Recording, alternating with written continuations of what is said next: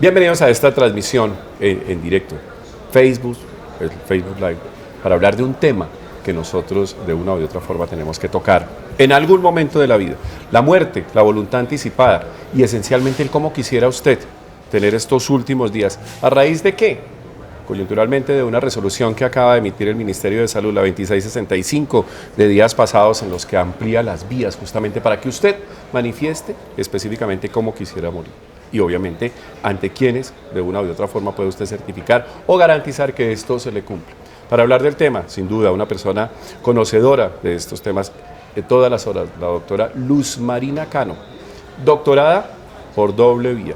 Ella es PhD en educación, tiene un doctorado en pensamiento complejo y es la referente quizás nacional y regional en los programas, conocimiento y formación en cuidados paliativos.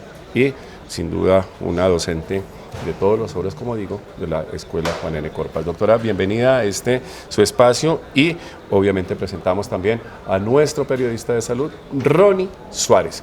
Ronnie, ¿cómo vamos? Carlos Francisco, doctora Cano, buenos días. Bienvenidos a todas las personas que se conectan hasta ahora a nuestra transmisión en vivo. Invitados, como siempre, para que hagan todas sus preguntas sobre un tema, Carlos Francisco, que usted mencionaba, tiene toda la coyuntura del mundo y que por una resolución que acaba de sacar el Ministerio de Salud. Importante darle la dirección justamente para que la gente se conecte con nosotros. Facebook.com/eltiempo. Y obviamente a través de nuestra página, sí, de eltiempo.com. Usted encuentra ahí el enlace y aquí estaremos. Aprovechamos esto de manera específica y quizás como una disculpa. La resolución simplemente es una disculpa para hablar de la muerte y los ponemos a ustedes en contexto. ¿Ha pensado usted cómo quisiera morirse? ¿Ha pensado usted cómo quisiera que lo trataran en estos últimos días? Ojo, estamos hablando no de muerte digna ni tampoco de eutanasia, estamos hablando de la muerte y de un elemento que nos toca a todos. Doctora Luz Marina, ¿qué es la muerte, obviamente, en este mundo occidental? El fin de la vida, pero este mundo occidental ha transformado el concepto de muerte porque hace más de 100 años tomamos la muerte como un fracaso terapéutico. A la muerte la hemos... Perdón que la interrumpa y yo siempre tengo esa condición. ¿Cómo así que un fracaso terapéutico? ¿Desde cuándo medicalizamos la muerte? En Occidente hace por lo menos 60 años medicalizamos la muerte. ¿Eso es grave o eso es bueno? Eso es grave. Un error medicalizar la muerte y esencialmente considerarla como un fracaso terapéutico. Si usted se murió fue porque los médicos no pudimos hacer nada. ¿Usted conoce a alguien inmortal? Highlander. Absolutamente. Entonces, ¿por qué nosotros somos así? Creo que es un tema cultural. Hay una división entre Oriente y Occidente. En Oriente se preparan para ese gran momento que es la trascendencia. Nosotros en Occidente estamos acostumbrados desde pequeños a vivir. La muerte no es un tema que venga a la mesa de forma natural. Siempre lo he dicho, ¿cuántas veces un domingo en el almuerzo familiar tocamos el tema de la muerte? Es lúgubre. O sea, uno dice, bueno, ¿y la muerte? Y hay un silencio mortuorio y alguien le dice, no la llame. Sí. Hay una creencia que si hablamos de la muerte es que la vamos a traer. Y creo que si tenemos derecho, como humanos en el planeta, tenemos derecho a decidir sobre nuestra vida, tenemos derecho a decidir. A decidir sobre nuestra muerte. Me adelanto, doctora, usted que conoce, y obviamente Ronnie, prepárese porque le va a hacer la siguiente pregunta. ¿Cómo quisiera morirse usted? Yo me quiero morir en mi casa, con mi esposo, escuchando Nightwish, sin dolor, acompañado de un gran equipo transdisciplinar que nos haya permitido como familia resolver esos puntos. ¿Ya manifestó esa voluntad anticipada? La tengo firmada. ¿Dónde la tiene firmada? Al lado de mi contrato matrimonial. Ronnie, ¿cómo quisiera morirse? De la manera más tranquila y menos dolorosa, que ¿Cómo? yo creo que es la intención de todas las personas. Un infarto, por ejemplo. Sí, pero uno no puede decidir, uno no puede dejar voluntad. ¿Qué no quisiera usted? Por supuesto. Importante. Evitar, por ejemplo, someterse a tratamientos o a posibilidades que, por el solo interés de prolongar la vida de manera forzosa, pues terminen incrementando el dolor y afectando la dignidad. Por ahí es, Ronnie Suárez. Usted, ¿cómo no quisiera morirse? Porque uno quisiera morirse, ¿sí?, en una playa en Ibiza o qué sé yo, y eso no es posible, pero sí la voluntad anticipada puede decir que no quisiera yo que me hicieran o en qué condiciones no quisiera morirme, se lo digo, yo no quisiera morirme en una unidad de cuidado intensivos, en medio de unos médicos que se creen héroes, que definitivamente van a prolongarme la vida con una enfermedad que no tiene cura, o esencialmente en medio de una cantidad de cables y dándole esperanza a la muerte. Ronnie, las preguntas. Precisamente, los iba a invitar a todas las personas. En este momento estamos 300 personas en vivo conectadas a la transmisión. 300 personas en vivo. La primera pregunta de nuestros televidentes, de nuestros Facebook empiezan a llegar empiezan a llegar las preguntas. Dice Diego Marín: yo quisiera morir por la caída de un asteroide gigante. La reflexión para todos, y justamente la directriz para las preguntas, es qué quisieran ustedes saber sobre estos procedimientos, ¿cierto? O cómo usted se ha enfrentado a situaciones con un familiar o potencialmente con algún conocido en que fue sometido a tratamientos inhumanos simplemente para prolongarle la vida. Todas las preguntas aquí. La primera pregunta, Ronnie. Bueno, dice, nos llegan algunos testimonios, dice Osiris San Juan: hace 3 años perdí mi hija y no he tenido ayuda psicológica, pero no he tenido ayuda psicológica, solo ayuda espiritual, tema muy interesante, y eso es importante también. Los cuidados paliativos. Doctora Cano, ¿siempre que estamos hablando de muerte digna hablamos de eutanasia? No. ¿Por qué? Porque la voluntad eutanásica es una decisión que pide un paciente ante su enfermedad terminal. Pero, ¿qué pasa en nuestro contexto colombiano? Los pacientes que solicitan la voluntad eutanásica no han pasado por el cuidado paliativo. Quiere decir que si tuviéramos cuidados paliativos de manera más o menos amplia, suficiente y esencialmente acordes con lo que exige el conocimiento que usted nos imparte y que obviamente se tiene sobre esto, la gente no acudiría a la eutanasia. Exactamente, en este momento la voluntad eutánásica es la última medida. Deme una proporción. El 95% de los pacientes que solicitan voluntad eutanásica y reciben cuidado paliativo desisten de la voluntad ¿Usted eutanásica. me está dando este número de manera perceptiva o está estudiado? No, está estudiado, está medido. Estoy hablando con una doctora, quiere decir que el 95% de las personas que piden la eutanasia no han recibido cuidados paliativos. Si la recibieran, entonces ya no habría eutanasia. Desisten de la voluntad eutanásica. ¿Todos? El 95%. Hay una relación directa. Dejemos el número ahí, pero definitivamente si tuviéramos cuidados paliativos está bien. Es que el cuidado paliativo es el acompañamiento multidimensional. Además que el cuidado paliativo entonces, no es cuando yo llego al final de la vida a un centro de urgencias y baja el paliativo. Antes de que haga la pregunta, ¿cuántas personas de las que requieren cuidados paliativos en este país lo reciben? Deme un porcentaje. Menos del 10%. Menos del 10%, gravísimo para el sistema de salud, y obviamente esto no es un componente especializado, sino sería un componente transversal, y tenemos que hablar de ese tema en otra emisión. Ronnie, la pregunta. Es claro en ese sentido que aquí la mayoría de la gente entonces muere con dolor y sin ayuda, como titulamos alguna vez. Hay algo fundamental, y es el sufrimiento, que es que para uno poder decir que alguien sufre, hemos tenido muchas escalas para medir el sufrimiento, pero hay que comprender el fenómeno humano del sufrimiento. O sea, yo creo que todos los pacientes que entran en el final de vida tienen un conflicto existencial. O sea, no es fácil trascender. ¿Sí? Y no es fácil trascender cuando tengo ciclos no resueltos, cuando tengo en especial temas legales en el medio, ahí hay mucho sufrimiento. Cuando tengo rupturas o familias disfuncionales, ese sufrimiento, y los pacientes necesitan expresarlo, ¿no? Pero poco comprendemos el fenómeno del sufrimiento y necesitamos ser mucho más eficaces en determinar cuándo un paciente sufre. Sí. Nos pregunta José Guzmán, un poco para ponerle contexto a la conversación: ¿qué es morir dignamente? Digamos, ¿qué se enmarca dentro de la muerte digna? Hay que diferenciar la dignificación de la muerte y morir dignamente. Correcto. Esa es la dignificación del cuerpo. ¿Sí? El cuerpo debe ser sagrado. ¿Sí? Cuando uno mira, por ejemplo, los ritos japoneses, ellos tienen un proceso muy bonito de dignificación del cuerpo. Morir dignamente quiere decir que yo no debo ser sometido a trato inhumano. Sí. Y trato inhumano es que me dejan aguantando dolor. Pero hay una cosa interesante, Ronnie, entonces quisiera decir que si hay muerte digna, ¿es porque también hay muerte indigna? Sí, más de 300.000 pacientes que mueren en cuidado paliativo mueren en sufrimiento y solos, en una camilla, y eso es absolutamente grave. Entonces, muerte digna es diferente.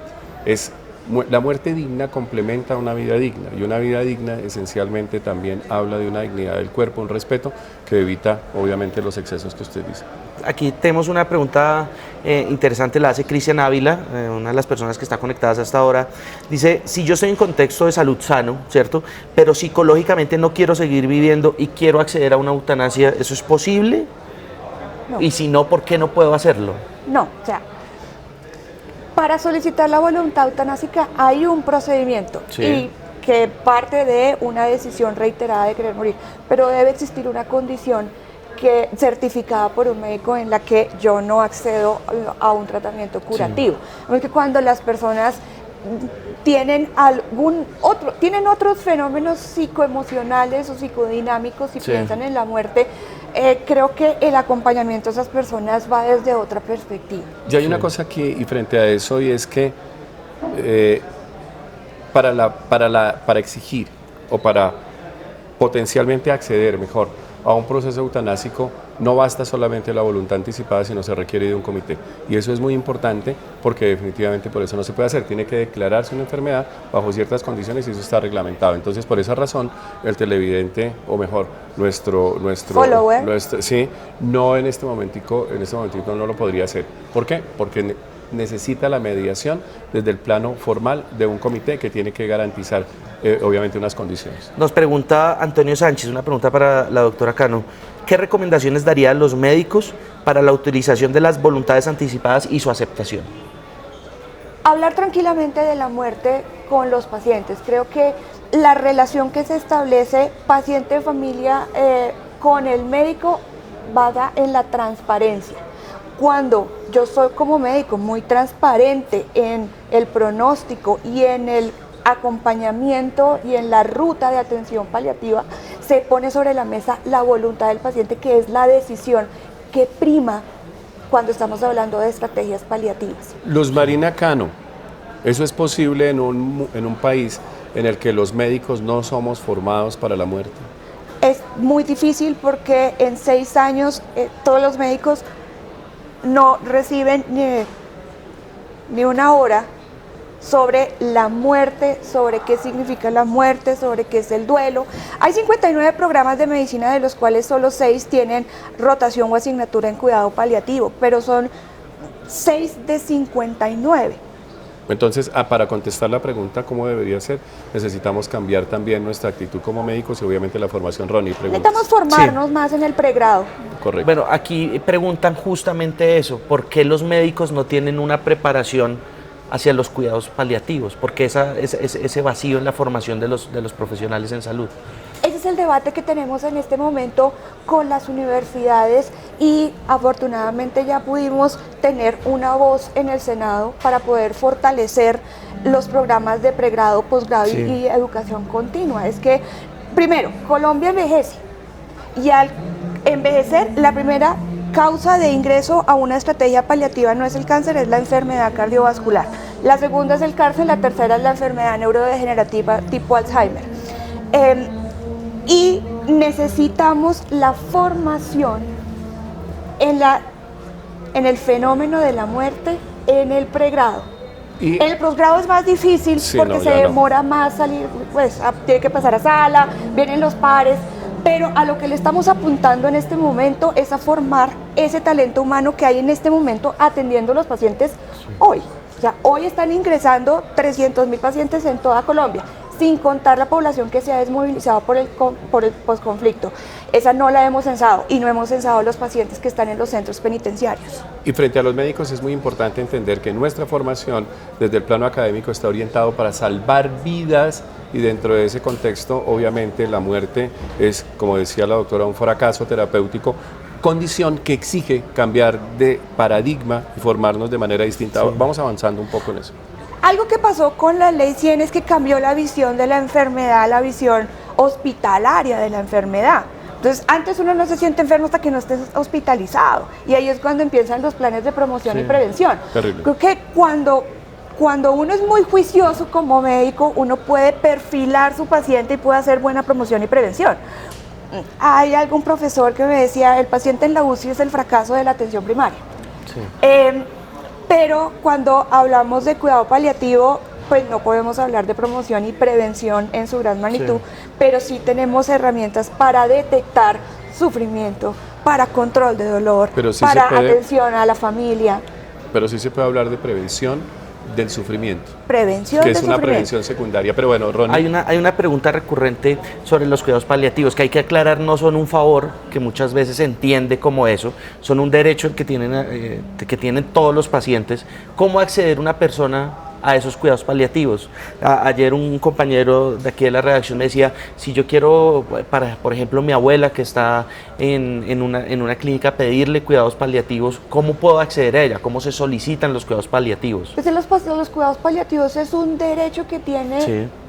nuestro sistema de salud. La ley 1733, pues lo que cesa escritamente es que todos tenemos derecho a la paliación.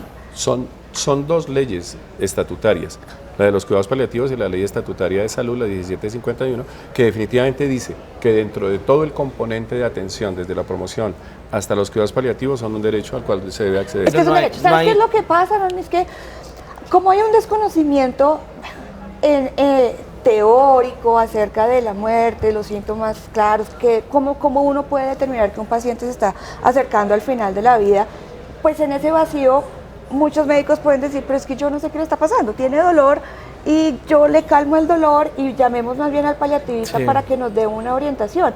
Pero no todos los pacientes que el médico ha certificado que no tiene acceso a tratamiento curativo entra en paliación y es cuando debe entrar. O sea, es que el prestador debe garantizar un equipo multidisciplinar, transdisciplinar o interdisciplinar. Digamos que no vamos a hacer la distinción epistemológica de eso, pero todos los prestadores deben tener el equipo conformado por ¿quién?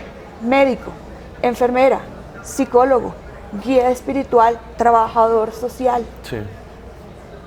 ¿Cómo? Eso es un derecho que Pero, tenemos. pero se accede, digamos, a partir de un trámite específico. No, es básicamente no. forma parte de la atención. El problema Forma de la es que si el atención. servicio no se brinda, si la oportunidad no se brinda, pues obviamente nadie lo solicita. Entonces, por eso necesitamos que la gente conozca justamente esto como un derecho y obviamente que Sí. empecemos de manera colectiva a exigirlo para que los prestadores y naturalmente los aseguradores lo brinden como un elemento integral de la atención. ¿Más Sí, preguntas, Ronnie? sí, hay muchas preguntas recurrentes sobre el documento de voluntad anticipada que digamos. Quería preguntar eso. Sí, entonces exactamente preguntan sobre cuál es ese trámite y en qué consiste ese documento y cómo se diligencia, ante quién se presenta. La voluntad anticipada es un escrito o un audio o un video en donde yo manifiesto cómo quiero trascender.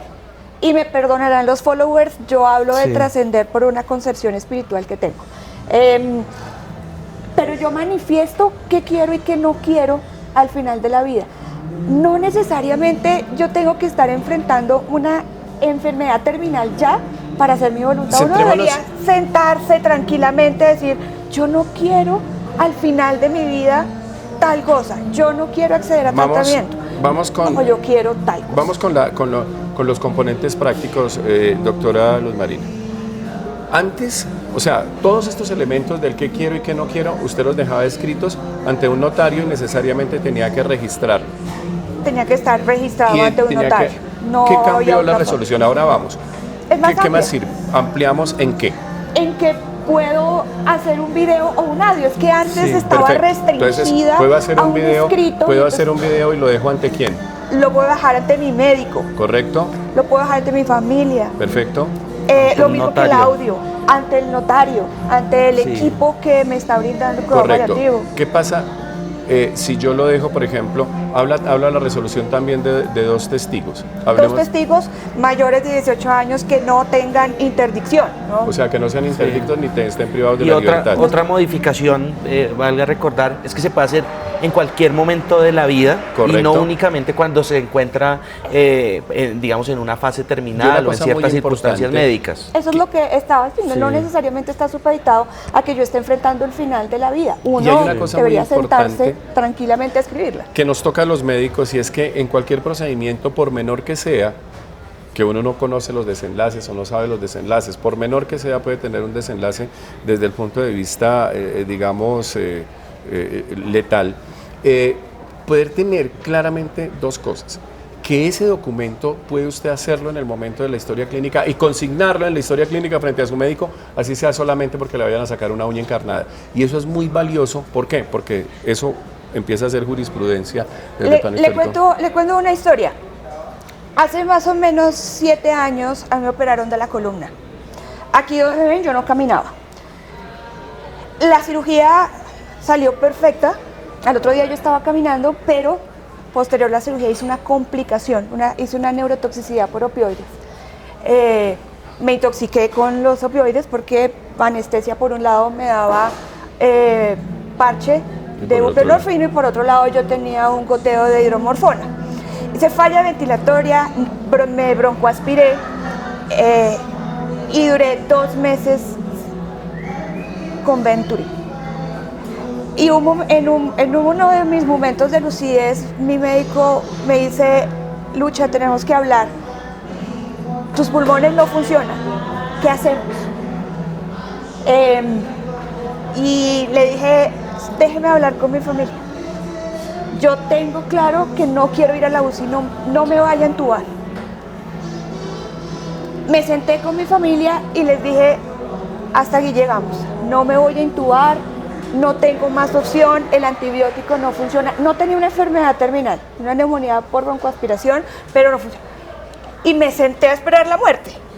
Me pasaban los días y no me morí.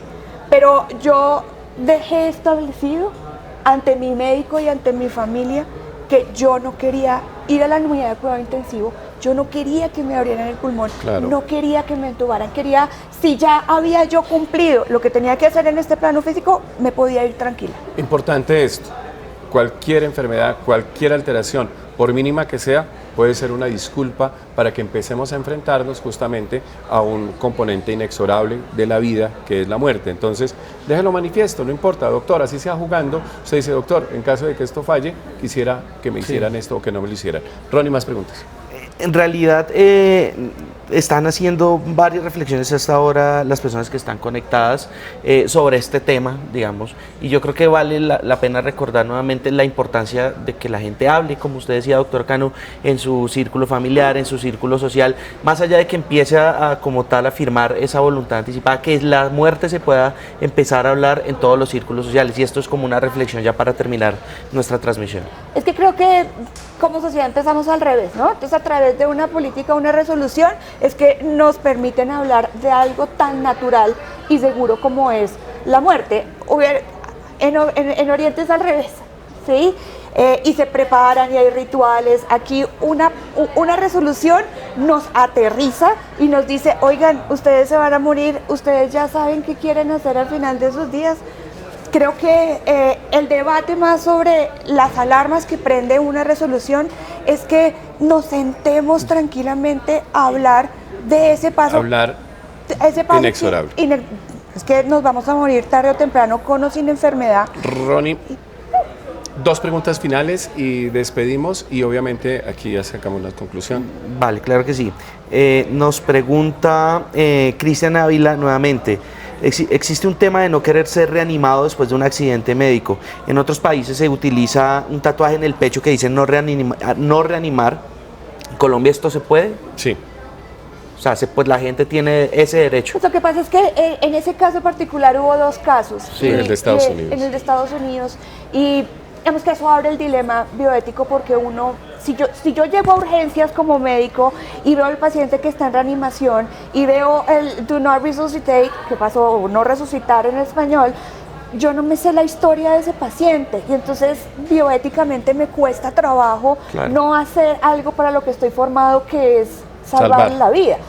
Entonces, lo que hacen todas estas manifestaciones es poner sobre la mesa eso que hemos querido disminuir, que es la muerte. O sea, la hemos minimizado. Sí. Y el morir es tan importante como el nacer. Y finalmente nos preguntan desde cuándo la gente puede comenzar a tramitar esas voluntades anticipadas. Ya uno se siente en el momento que quiere escribir su voluntad. 3 elementos fundamentales de esto, y es El primero es que no tratamos de ninguna manera de proyectar una cultura de la muerte, sino por lo contrario, una cultura de la vida, dentro de la cual la muerte, en las condiciones en las que usted quisiera que fuera este desenlace, sin duda también tuvieran la dignidad que ha mantenido usted en la vida. Eso es muy importante. El segundo componente es que en la resolución nos genera la obligación, desde el punto de vista cultural, de hablar de un tema que definitivamente para nosotros es velado. Y tercero, que nuestra intención también es poner de mano de las personas expertas, de la gente que más sabe, estas normas justamente para que ustedes y nosotros generemos este debate que la sociedad necesita. A la doctora Luz Marina, sin duda una referente nacional en este tema, muchísimas gracias. Les queda a ustedes simplemente una pregunta. ¿Cómo quisiera usted que fueran los últimos días de su vida? ¿Cómo no quisiera? Déjelo expreso, empiece a hablar con su familia, téngalo usted como un elemento importante, como un componente, no le deje ese problema a los suyos y obviamente para nosotros también la posibilidad de ampliar estos temas cuando consideren. Ronnie, ¿qué nos queda? No, finalmente agradecer a todas las personas que se han conectado, que han enviado sus preguntas y que han participado con este tema tan importante. Los invitamos claramente a una próxima transmisión. Doctora Cano, muchas gracias. Gracias a ustedes, gracias a todos nuestros followers. Si tienen preguntas adicionales, pues también me pueden encontrar en mis redes sociales para preguntas adicionales. ¿Cómo son, doctora Cano? Luchita Cano, en Facebook me encuentran así, o Luchita Cano 666 en Twitter. Pregúntenme lo que sea. Creo que como humano, les puedo responder como humano, con un poquito de conocimiento. Yo siempre he dicho que yo soy un humano que sabe medicina un poquito para humanos. Y ahí queda, pues, obviamente, estas reflexiones para que ustedes las compartan, para que las amplíen, para que nos envíen también sus comentarios, para que nos hagan, obviamente, sus críticas, para que nos complementen con sus aportes y esencialmente para que entiendan que definitivamente estos temas son tan importantes para nosotros como lo son para ustedes. Chao. Hasta luego. Bye.